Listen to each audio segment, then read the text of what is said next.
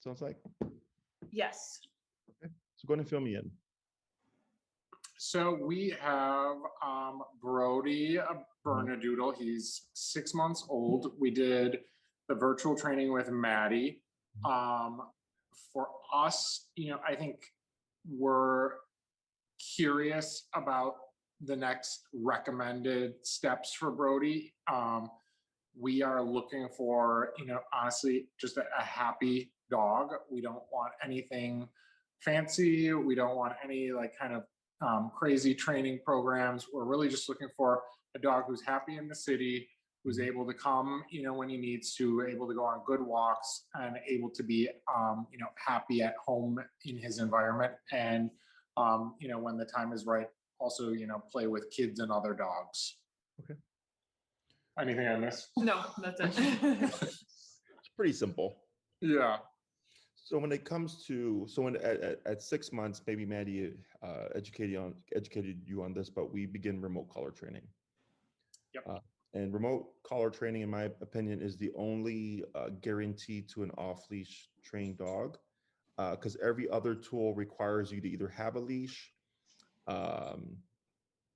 or to have a leash. So like if you use food-based training, and he were to be off the leash. Oh, did we disconnect there? Oh, sorry about that. We got another call coming in. Sorry. No, it's fine.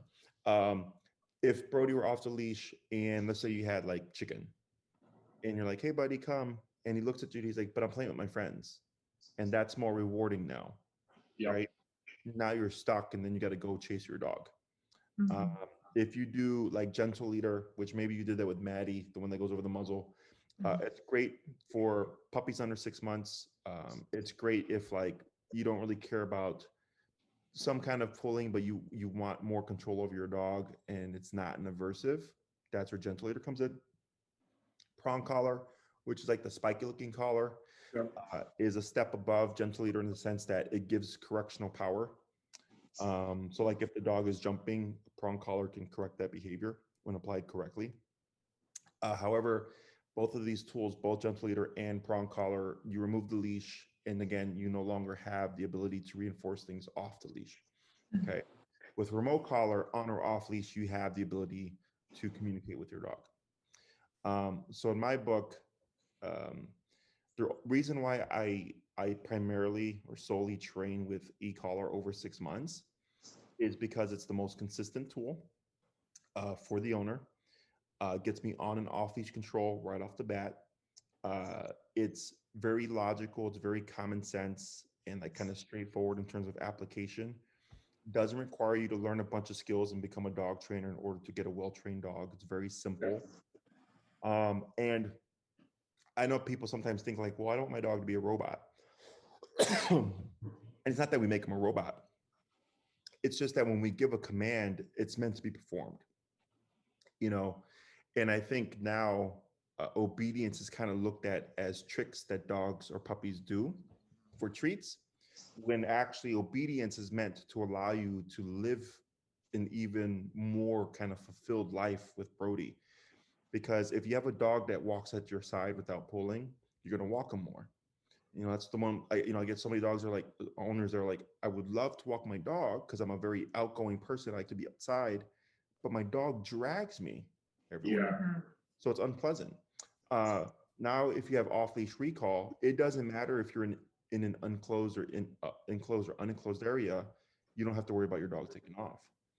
With stationary control, which is sit down or place command, you can go to a restaurant and tell Brody, lay down, and he won't move for 2 hours, which allows him to go out and go on, lunches and brunches and dinners with you. Now, during that time, he may, it's not that he's sad, but he's going to be calm. And people are always, oh, like the dog's laying down, he looks sad. I'm like, he's not sad, he's calm.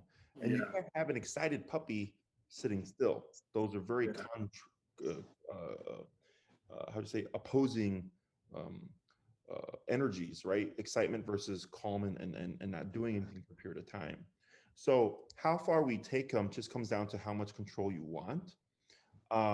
We can also correct behaviors like jumping, or like, let's say he picks up something while he's off leash, like goose poop or a chicken bone, and you're 20 feet away and you need them to release it, e-collar allows you to communicate, hey, you need to drop what's in your mouth. It can kick in even in emergency situations. I've had clients' dogs take off, with 4th of July coming up. That's a very common one where dogs run away. And the owner was able to regain control over their dog and bring them back. So it's the only tool, in my opinion, that gets you as close to a guarantee of control in any situation as possible. Okay. Now, e-collar gets a bad rap. A lot of people call it like a shock collar. The term shock kind of makes you feel like you're electrocuting your dog, which that's not the technology at all. I would think if people were electrocuting dogs, like they would be illegal. Are you guys familiar with, have you ever been to a chiropractor or physical therapist? Yeah. Have you ever had stim? Like e-stim? Yeah. I haven't had it, but I'm a speech therapist, so I work with PTs and OTs who do it. Gotcha. So yeah, e-collar is essentially an e-stim machine. Okay. It's Okay. a pins unit. So it's a muscle contraction. It's not electrocution. Okay. So if you go to like Walgreens and you go in the back section, you'll see a TENS section. And it looks like a little bone, and you put on your lower back and it moves your back muscles to either ease back pain or ease muscle tension. Yes. That's e-collar. Okay. So, and in my book, e-collar is more refined than the human version. E-collar is fully waterproof. The range is anywhere from half a mile to a mile. There's no risk of electrical burn. With the e-stim, if they set it up incorrectly, they have to be careful with electrical burn. It is not waterproof. If the person has a pacemaker, they have to be careful not to put that technology on them, because that can interfere with the pacemaker. With remote collar, we don't have any of that stuff. It won't burn the dog's skin. What can happen is if the owner leaves the collar on too long, there's 2 probes that go against the neck, is that it can create what we call pressure sores. Okay.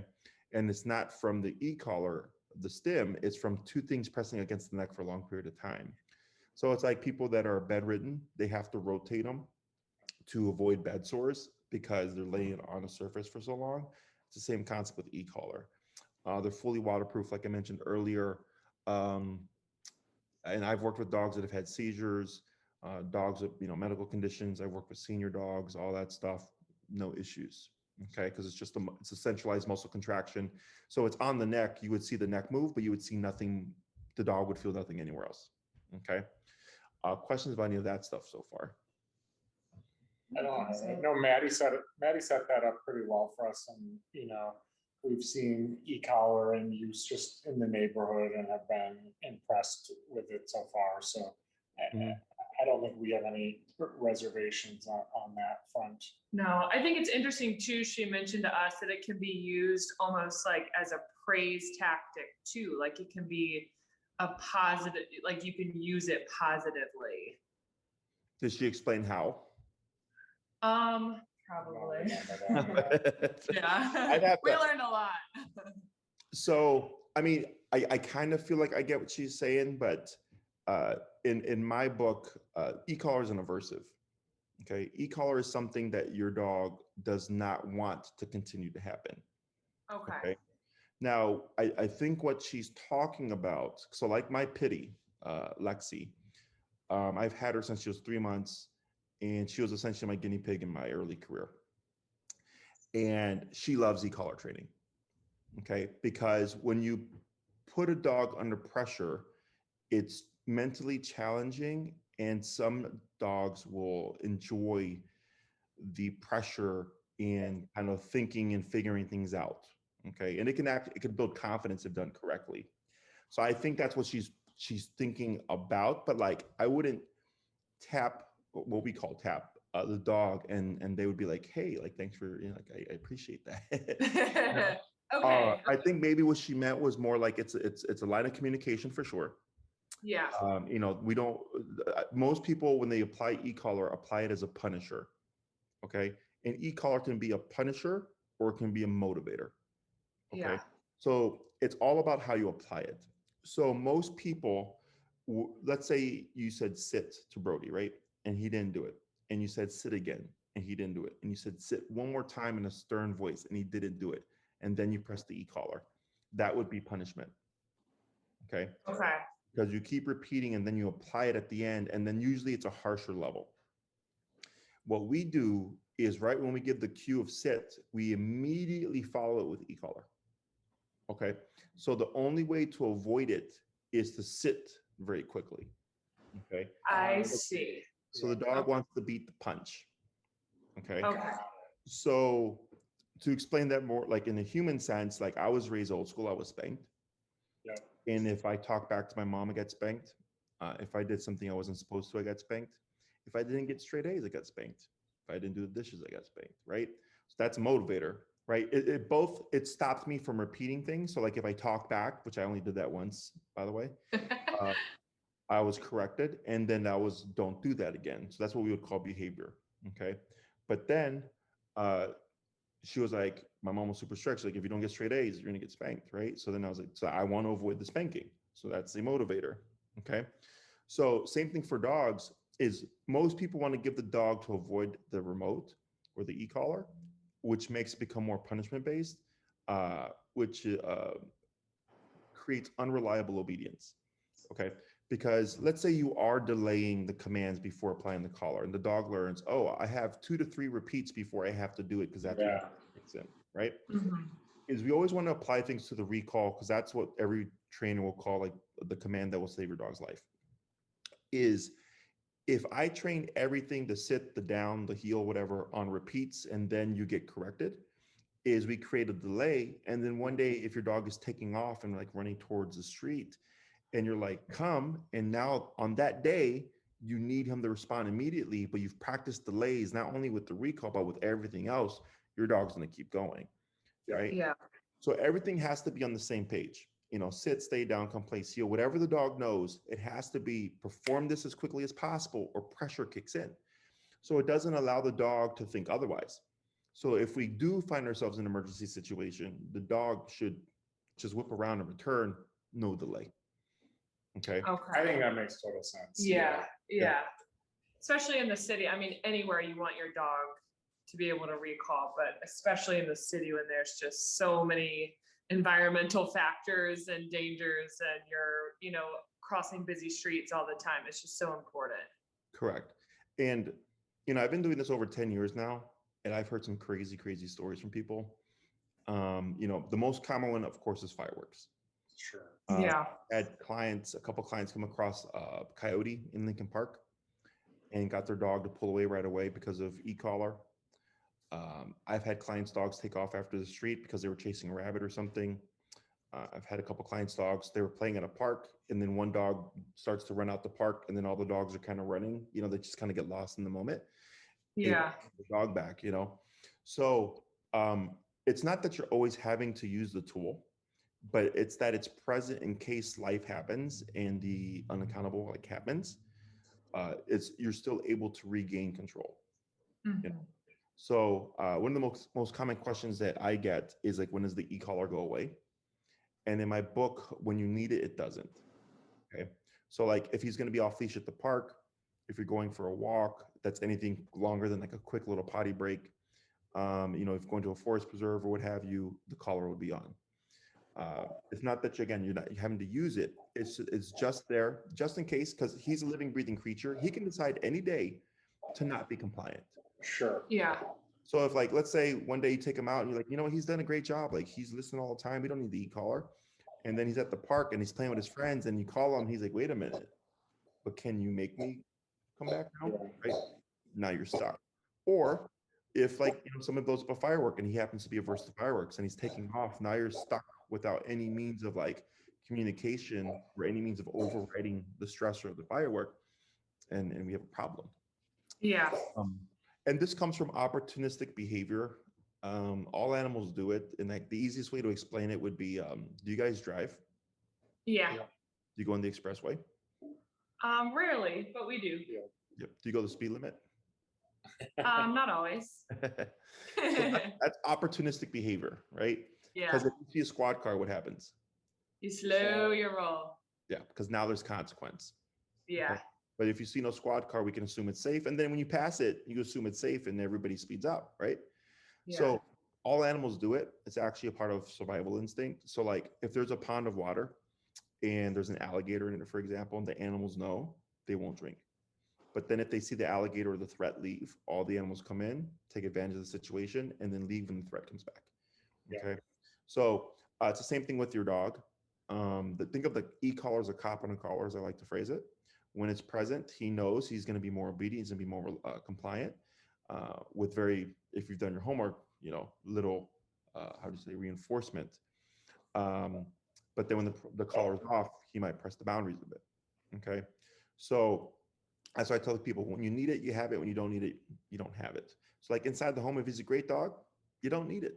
But like, let's say you're gonna have a party, you're gonna have 8 people come over, and you're like, you know what? We don't want Brody going up to everybody. We want him to like hold his position, like stay down or whatever. You put the collar on because you have to account for there's 8 people. This new stimuli that's not typically a part of the home. He's gonna be more kind of rambunctious. You would want to control in that setting. Questions? So I think we've talked about it, and this has been very educational about how the e-collar works, and I think we probably can appreciate that it's successful, and I don't know that we have any reason not to move forward with it. But can you talk more on what the training sessions would look like and how he kind of would progress through that? I think to be really candid, I don't need or want a show dog or somebody who's been trained for 3 years. Like, I want him to be in a good, happy spot. But I think for us, it's, we certainly don't want to rush through anything, and we want to make sure he's understands things and that we're happy with training and that we can appreciate all the nuances, and same for him. But I'd just like to be curious about how that progression kind of builds. Sure. Were you guys thinking of in-person or like a board and train, daycare and train type of thing? I think we probably want to be in person and kind of be part of it. Yeah, kind of soak up all the knowledge behind it too. So when it comes to the approach, like I said, it's very simple. I have created or kind of molded my methodology by cutting out all the stuff that I know isn't necessary. Yeah. That's good. Good. We like to hear that already. Good. Yeah. I'm about functional. I don't care about aesthetic, right? I don't need your dog to be perfect on everything. And I do a lot of things that are in the dog training world not good. Yeah. Because I don't care because you're not going to be in a competition ring. And I actually had a conversation with Maddie because I was teaching something to a dog. And then Maddie is from she's very well versed in the dog training world. And then I said something, I was like, yeah, a lot of dog trainers will say not to teach down from sit. And she was like, I was just about to say that. And I was like, yeah, I know. I was like, I don't care, because it's easier for the client to teach down from a sit than it is for us. I could teach down from it with stand or sit, doesn't matter. But for the client, it's easier. And the client doesn't care if the dog sits before they lay down. They lay down. 100%. The dog doesn't move. Yeah. Right? Yeah.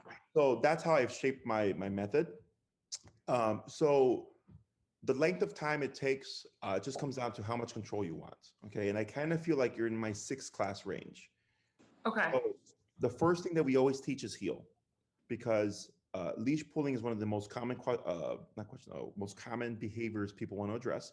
Check, we have that. Yeah. Leash reactivity is another thing that a lot of people deal with. And the heel fixes both of those issues, leash pulling and reactivity. Okay. The other thing is, if there are any behavioral issues like overstimulation, frustration, nervousness, anxiety, and stuff like that, e-collar heel done correctly can fix like 70 to 80% of problems right off the bat. Okay. Wow. Yeah. The heel is super important to any trainer that knows what they're doing. Should always teach the heel first, and we'll say the same thing. They'll say, like, so are you guys familiar with Cesar Millan, the dog whisperer? Yeah. So he didn't teach heel, but the first thing he'd always do would be to walk the dog in a structured fashion, right?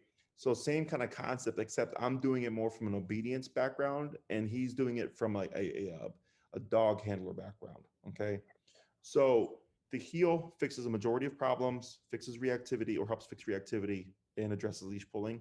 Also, when you put e-collar on a dog and you press a button and they feel it and it's concerning, you'll see them most likely move away from it. Okay, they usually kick into flight response, so it makes the dog want to move. So we use heel, which is a moving behavior of you walking, so that when the dog feels the collar and they begin to move away from it, and you're moving as well, and eventually we direct them to move with you, it allows them to express the need to move, but we can teach them, don't move away from me, move to me. Okay, move with me. E-collar is a stressor, so it can build stress in the dog. Walking helps alleviate stress. Yep. Okay. It's something that people, in the city, most people walk their dogs at least 3 times a day, 7 days a week. So it's something that you would practice on a regular basis. So it gets you very familiar with it because it's something that you can practice regularly. And it's not redundant to where the dog gets stressed out, because really repetitive things can stress dogs out. And with the heel, if you're walking with Brody and he's doing great for like a mile, there's no need to do anything, right? And that's how the dog starts to learn and go like, oh, if I just walk at your side, like nothing happens, right? Yeah. And we just build on that. So the heel not only just like behaviorally has a lot of like advantages, but also just in general with how dogs learn. Heel is like the most important command. Okay. So class 1 is always heel. I coach you through it now. We don't touch the dog. So it's all hands on for you. Okay, good. Pre-COVID, I used to work with the dog in front of you, give your dog back, and then coach you through it. The issue was I would work through all the hard stuff, right? So it was tied to me. And then when I gave it back to the owner, they didn't get that kind of know-how of how to work through things, right? So COVID had happened, and then because I used to do home to home, and then everybody became like, don't come to my home. So then we started training at Oz Park, which is the busiest park in Chicago. Yeah. Yep.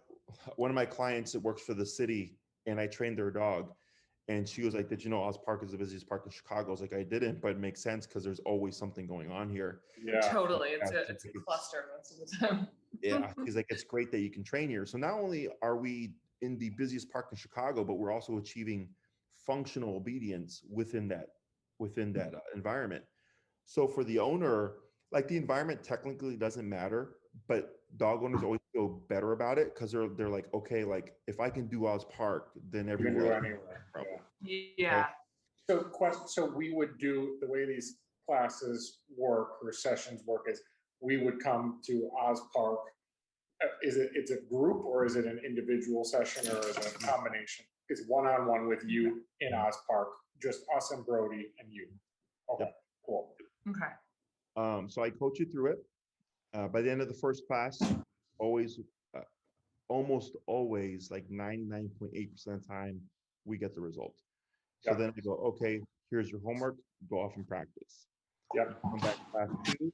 How are we doing? This is where we made a lot of progress. We're struggling here. Make a couple of tweaks, and then we work on the second half of heel. Okay, so heel's a 2-class exercise. Go off and do your homework. Come back class 3. How are we doing? We're doing great. What's next? Now we start to work on recall, which is come when called. Okay, so by class 3, we try to jump into recall as soon as possible. So heel is the fastest thing that people teach because you walk your dog 3 times a day, 7 days a week, right? Recall tends to take the longest because you got to go to the park, pop Brody in the long leash, let Brody be Brody, practice your recall here and there. Okay. So even if you go every day to practice recall, it could still take at least a couple of months. Yeah. And we've admittedly, like, that was kind of the last thing that Maddie taught us. And we could be better. We've done it a couple times with him, but we could be better. Yeah, we've got the long line. We've started, but obviously without the e-collar. Yeah. Yeah. So I'm not worried about that because even if you were diligent and like doing everything day by day and like doing your homework, at some point Brody's gonna go like, yeah, but I'm playing with my friends and the food doesn't right? Yeah. So and I've had dogs not be trained and they were like 4, 8 years old, and I come in and I get the same result with that dog as I do with the dog that's 6 months. Okay. Yeah. As that training. So by the 3rd class, we're going into recall. Now, like, let's say you're practicing sparingly, right? Because your work schedule, whatever, it's fine. It's going to take you longer before Brody has a foolproof recall. Okay, so there's no timeline on things. Obviously, the more you commit, it's fine. The more you commit to it, the faster it progresses.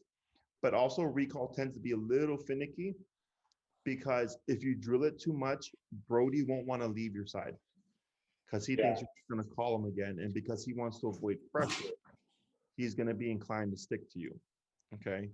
So then you have to spend time getting him comfortable with, hey, no, you can go play. You have to come back when I call you. Okay. Yeah.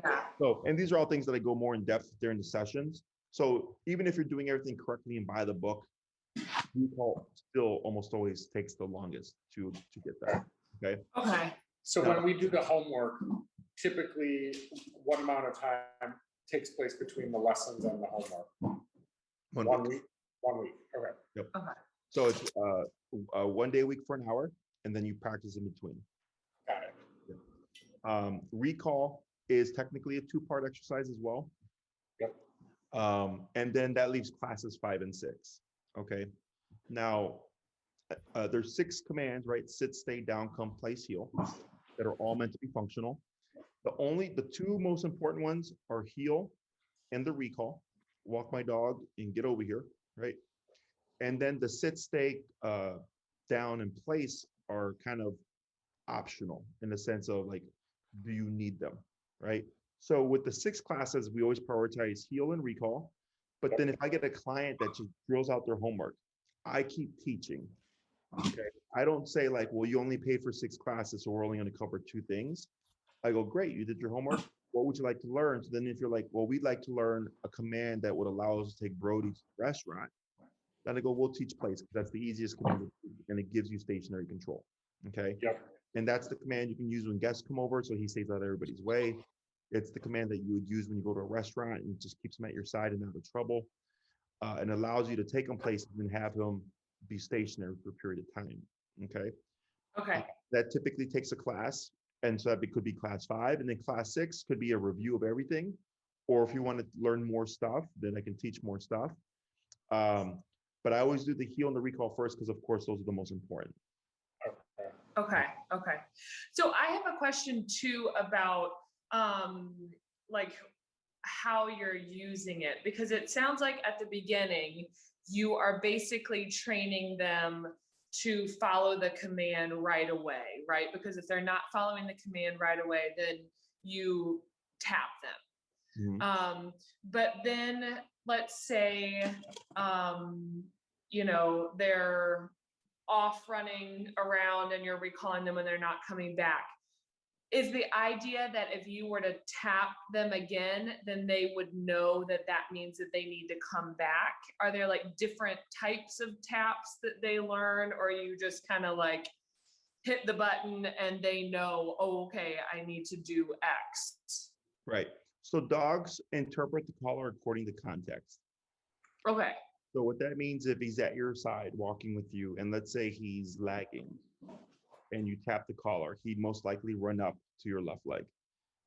Okay. Okay. If he happens to be off the leash and 30 feet away, and you tap him with no word, he would look at you and assume you want me to return. Okay. Now, when it comes to applying the collar, we always teach things without the word first. Okay. So it's funny, like how many times people tell me, like, isn't that unfair to e-collar the dog if they don't know what the word means? And they go, they don't know what the word means anyways. At least that's the definition, right? So even if I said heel and I start walking with him, he won't connect it until I shape the behavior. So what we do is we shape the heel first, no word. Okay, so the first week you actually wouldn't say anything, but he's going to be walking at your hip, and the trigger is the stem. Because after the first class, the only thing he will have learned is to walk at your side. So his assumption is going to be, when I feel this, I walk at your side, right? Right. And the reason why I don't use the word in the beginning is because when I used to do that early on in my career, the human instinct is I want to give my dog the opportunity to avoid the remote, right? And I would see them on the second week and they would be saying heel, heel, heel, and the dog would be pulling everywhere. And I'm like, why aren't you using the remote? They're like, well, I was hoping the dog would listen to the word. I'm like, well, they're not going to listen to the word if you don't make the word mean anything, which is So the first class, we never say anything. It's just all e-collar. And then you go off and practice. And then by class 2, then we layer in the word heel because now you've shaped it. Okay. Okay. Yeah. When it comes to the recall, same thing. Like, let's say you did call Brody when we were teaching e-collar recall and he came to you. Well, where do we put the remote? Right? Because you called him and he came to you. So it would technically be unfair to layer in the remote because he beat the punch. So that's why we shape the recall with no word first and just the pressure. And then once I see when I tap the dog, he runs to us, then I go, cool. Now we're going to put a word to that. Yeah. Okay, that makes sense. That's actually similar. I feel like that's similar than how we learned sit first with the hand out, you know, above him to kind of push his body back, and then introduce the word after. Yeah. Yeah. Yeah. Yeah, because we're humans, we're sound based. Yeah. Right. And also people tend to approach their dog the way a human would learn. Right. Yeah. And I approach it the way a dog would learn. So that's why our programs are so short. Like when you had mentioned earlier, like I don't want to train my dog for 3 years. Totally. Yeah. And I think it's ridiculous that, yes, that is true. Like some trainers will say like, this is going to take a few years to get your dog to walk on a leash. I go, no, it's literally 15 minutes. Yeah. When done correctly. Yeah. So what's with how we apply the collar, you train as you live your life with Brody. Okay. Yeah. So when you go for walks, that's when you're applying your training. Got it. Okay. When you do your recall requires you the most work because again, you have to go somewhere and it is something that you have to kind of target. But like, let's say going to like the lakefront was like a morning routine for you and you just took them and you walked them on the long leash every morning, you just build in the recall training into that morning routine. Yeah. Right. When it comes to stationary control, like the place command, I tell people like, if you're going to watch TV, if you're going to watch TV, it's fine. If you're going to watch TV, how do we do this? Okay. like, don't listen to this guy. Yeah. You want to meet there, Mr. Brody? He's being a total spag, right on cue for you. So, with the place command, which is stationary control, I tell people like, if you're going to watch TV for 2 hours, practice your place command. yeah. Yeah. Super functional. Yeah. So it's once I've taught you how to apply it, there will be some degree of like training sessions, like 3 to 5 minutes. But once the dog gets the concept, I always tell everybody just apply it now. Yep. Yeah. What people tend to do is they do their training sessions, right? Every day, they're 15-minute training sessions. The dog is great. And then one day they're like, oh, my guests are coming over. Go to place now and don't move for 2 hours, right?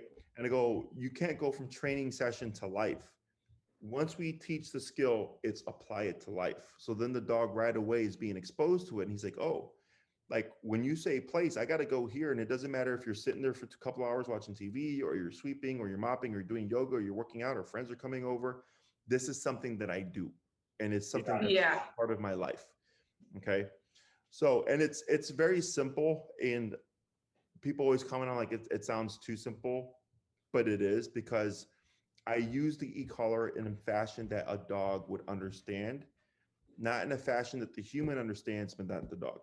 And that's typically Okay. Other questions?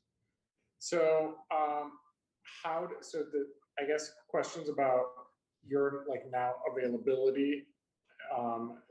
When would we have the chance to start? And what's the kind of cost for all this? Is it by lesson? Is it by a 6-class package? How does that work? Right. So we have 3, 6, 9, and 12-week programs. Okay. So if you think of 6, 9, and 12 as 6 week is I walk my dog, go to the park. 9 is walk my dog, go to the park, go to restaurants. And then 12 is all that. Plus you go to the dog beach, you go hiking, you go camping, you go to your friend's house. Like your dog goes everywhere with you. Right. Now in 6 classes, we can get more done, but I know for sure I can get the heel and the recall done, right? Because I have to also think about the owner, right? People come into going like, I'm gonna do this, and then like they don't. So at least it gives me a window to make sure I can get it done within the time frame. Otherwise, if I get a really good client who is gung ho about everything, then we get a lot of stuff done. So that's why I was Yeah. like you're, because the 6 walk my dog, go to the park is very simple, and that's like the most common thing that people want. So it would be 1 day a week for the 6 weeks. The way we do my calendar is, I think currently, and Maria knows better than I do, is she's booking me in July already. Okay. Okay. And that depends on your availability. Evenings and weekends are my busiest times. Sure. Most people are 9 to 5. Okay. So if you happen to have daytime availability, then it's easier to get you in sooner. Otherwise, if you want a weekend and or evening time, that's going to be a little bit of a wait. Okay. Okay. When it comes to my schedule, if you did the 6-week program, we give you what we call priority. Okay. So like, let's say you book Saturday at 12. Every Saturday at 12 for 6 weeks plus 1, so 7 weeks total. Saturday at 12 is your time. No one can take it from you. Okay. Okay. Let's say you travel, you go out of town, something happens. That's why we have that extra class there, just in case, because we understand, things happen. Sure. But let's say we hit the 7th week and you have a couple classes left over from travel or whatever. You then lose your priority. And because the weekends are my busiest time, Maria's got to keep my calendar going. She'll tell you like, hey, you lost your priority. You have 2 classes left over. We have to book Jesse for another client. What's your availability for your last 2 classes, right? So you don't lose the classes, you just lose the time. Got And it. put you somewhere else. In terms of the cost, the 6 classes currently, I believe, is $1,000 for meeting at Oz Park. Okay. Okay. And then there's Sorry, I missed it. 1,000 for 6 classes. correct. Okay. And then you need the e-collar. Yep. How much does Brody weigh? Was he 50 pounds right now? Yeah, he's probably close to 55 by now. So the collar I'd put him on is the Dogtra Black Edition. It's the highest powered collar. It's the best collar, in my opinion. It's meant for 70 pounds and over. Reason why I say you want that one is because, one, we have to account for the size of the dog. So he's 55 pounds now, right? He could get a little bit bigger, but typically around 6 months, puppies hit their height, they just start to fill out. Okay. So then if he caps at 70 pounds, we're good. You got the higher power collar. Yeah. If he gets bigger, still not a problem because it's meant for large dogs anyway. And even like, let's say he stays at 55 pounds, it's still fine. I can use that collar on my 8-pound Chihuahua, and he'd be fine. Oh, okay. That's good. So it's just a higher output, which means you get more from less. Okay. So on a smaller collar or lower powered collar, Brody's number could be 60, for example. On the higher powered collar, his number could be like 30 to 40. Sure. Yeah, Okay. that makes sense. That's all it means, is that the output is great. You adjust it. Yeah. Yeah. So then if you got that collar, it doesn't matter if he's bigger than we thought Yeah. or smaller than we thought. You're fine either way. Okay. So how much does that bad boy cost? That one costs, I believe, it's $330-ish with tax. Okay. Yeah. Okay. They last for years. I've had my collars going on 8 years or so. The battery, the most common thing is the battery does give at some point. It's a rechargeable lithium battery like your cell phone, but they're replaceable. So let's say it's been a few years, the battery gives, you call Dogtra, buy a replacement. You can either replace it yourself or you can send it to Dogtra and they'll replace it for you for a small fee. If it happens underneath a year, it does come with a warranty. So you can send it in, they'll fix it for you under the warranty. Otherwise, We can buy it through you. We just do it all at once. You bring it to the Now, if you park, buy we it buy through it through you. Yeah, if you buy it through us, we test all our collars to make sure that you don't get a dud.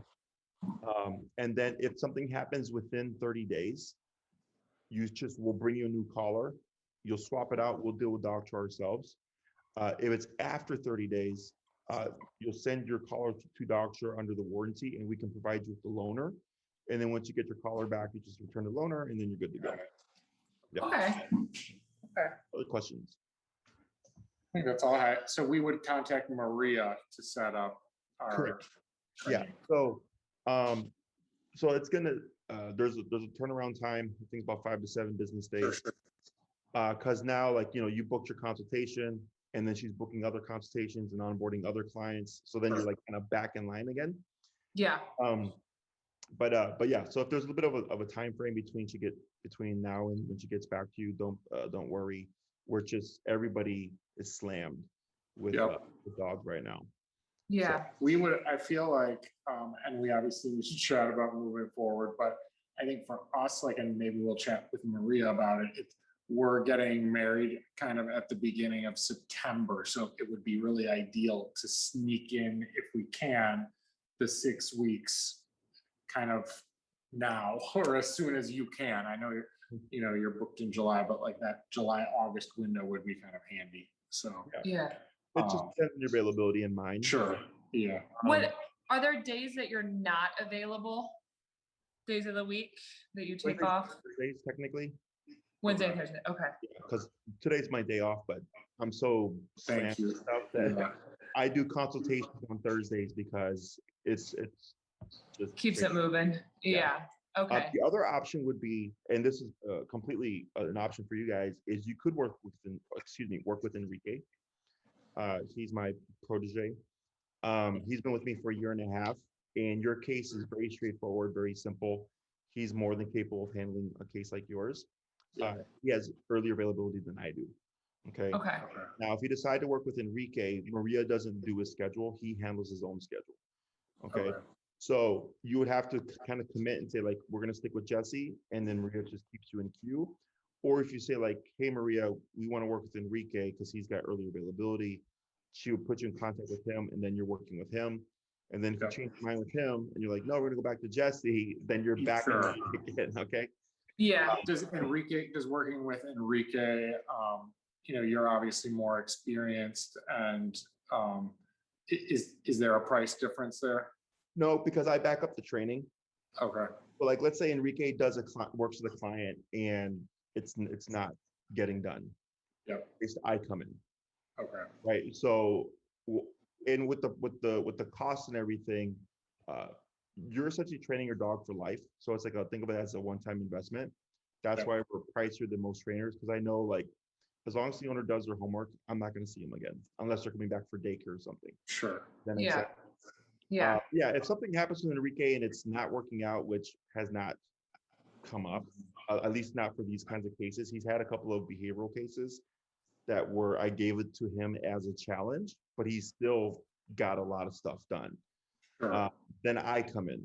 So like, if I have to come in and fix something, you're not going to pay more money for that. Like, I'm going to come in and kind of like back up our work. Okay. But he does training on Saturday and Sundays, and he handles all our daycare and trains and board and train dogs, because I'm purely handling private training clients. Sure. Okay. Yeah, I think I spoke with him at one point about the evaluation, because we were going to bring Brody in, and then our plans changed a little bit. But I think I spoke with him over the phone. It was very nice. Yeah. So he's solid. He's a good trainer. He's been with me for like I said, a year and a half. And this is a very straightforward case, very, very simple. He's more than capable of handling it if you would like to start sooner rather than later. Okay. You've given us a lot to think about. For sure. Do you have any questions for us about Brody?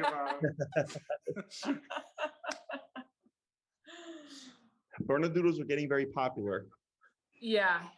Yeah, I remember I think the first Bernedoodle I trained was probably 2 years ago, when they kind of became like the new doodle. Yeah.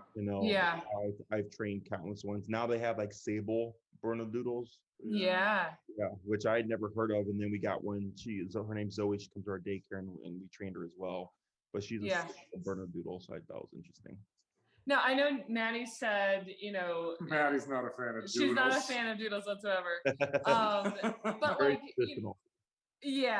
she made a point saying, like, you kind of never really know what you're going to get, I guess, with any mixed dog, just because they could have more burner or more poodle.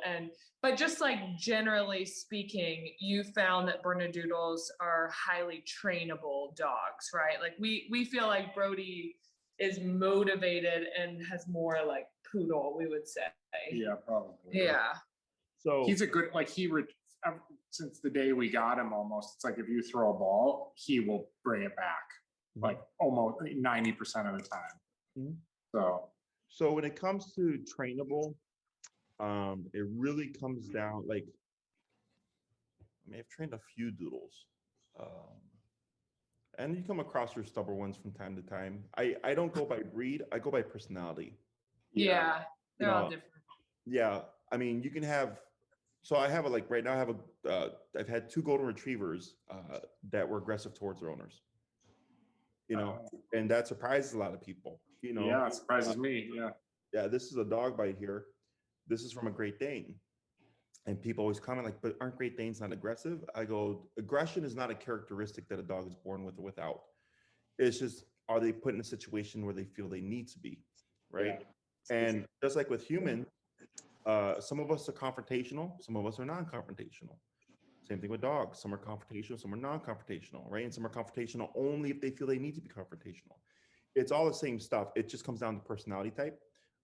Yes, with breeds, there's more inclination kind of towards a certain spectrum. But for the most part, I don't judge dogs by breeds or like whether they're trainable or not, because I've had clients tell me like, oh, Great Pyrenees, my trainer told me the Great Pyrenees were stupid and they're not trainable. And I trained their dog to be off-leash reliable. Sure. And yeah, why is it that? And I was like, because I'm using methods that a dog understands. Okay. A lot of the training methods that are out there are built off of human psychology, and can the dog learn things? Yes, but it's not in the fashion that a dog learns efficiently. Yeah. So, but in my experience with doodles, for the most part, they're pretty straightforward. One thing that you may see is because the e-collar is a stressor, is it may bring out like the inner Brody. And what that means is I trained a Bernedoodle. His name was Gus. And his videos on my YouTube. So if you search Gus and you see a Bernedoodle, that's him. Okay. The first class we had, he was shaking like a leaf. Okay. He was just super stressed. Okay. Very anxious in response to e-collar. And and the owner was concerned because like, is this making my dog worse? I go, no. I'm like, it's like anxiety and nervousness and stuff are all stress responses. E-collar is a stressor. So now you're seeing your dog under stress, right? That now it's concerning, and you're seeing that response. By the second class, he was fine. Yeah. He recovered really well. I get other dogs that are averse to it, like for the first month or two, but again, that's why the heel is so important. Through exposure, it gets them over the stressor. So don't be concerned if like you see Brody get flighty, where he's trying to run away from it. These are all things that we have to work through. Otherwise, you have unreliable obedience, right? And it's not going to make your dog worse. It's not going to make your dog anxious. Your dog was already anxious. The e-collar just brought it out because it's a stressor. Okay? Yeah. That's how we teach dogs to handle anxiety, is because the e-collar is a controlled stressor.